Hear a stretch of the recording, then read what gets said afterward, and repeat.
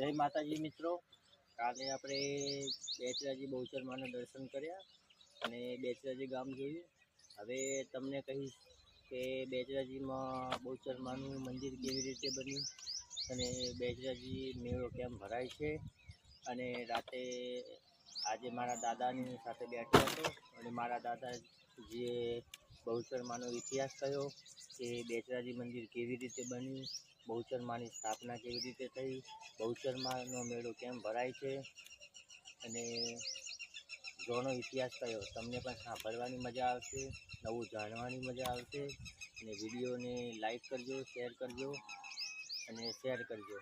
હવે તમને બતાવીશ બહુચરમાનો ઇતિહાસ અને મારા દાદાના શબ્દો ઉપરથી. જય બહુચરમા. એમાં પુત્રી હતી, આ બેઠી હતી એમ લાગતું, અને પુત્રી ધોળીને તાપની પડી અંદર. પુત્રી નહીને બહાર કોઈ નીકળી એટલે પુત્રો જોયો એને કે હાલમાં ત્યાં બેઠી હતી, આ પુત્રી હતી. આ અંદરથી નીકળી એટલે પુત્રો થયો, બરોબર. પછી એને આ ઘોડાને નવડાવ્યો, પાણી ઉતાર્યો, એટલે ઘોડી હતી પેલી, તે ઘોડીનો ઘોડો બન્યો. પછી આને ઘોડો બન્યો એટલે એ પોતે નાયું, પછી નારી હતી પુરુષ બની. હા, બરાબર. આ પુરુષ બની એટલે પછી મારી ખરીદી ને રાતે જે જ્યારે ત્યારે ઓલી બઈએ જોઈ લીધી કે આ તો મારા જેવી નારી છે. એટલે એને હામાં એના બાપને ફોન કર્યો અને મને નારી સંગાત કરીને આવી આ બને નહીં કે હા હકીકતની વાત છે. આ બેન રીહી નાહી હતી, હા જે આવી એટલે પુરુષ થયો, બરોબર.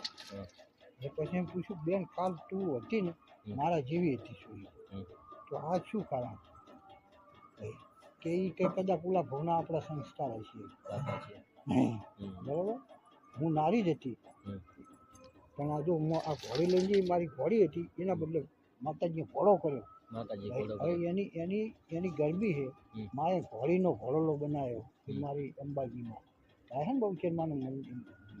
આખી એનો છે આખો ગાયન છે એનું આખો અમને. અને એ પછી મંદિર એનું જે હતું ને એ નાની દેરી થઈ અને એ પછી માતાજીનું બહુચરમાનું મંદિર બનાવ્યું નાનું. હા, અત્યારે તો મોટું થઈ ગયું પણ એની પાછળ જે ઝાડાની નેચર હાલે હકીકતને જે અસલ જે સ્થાપના છે ને એ બહુચરમાની જે ઝાડાના થળમે જ બેઠી. હા, અને જે અત્યારે ઉગમણા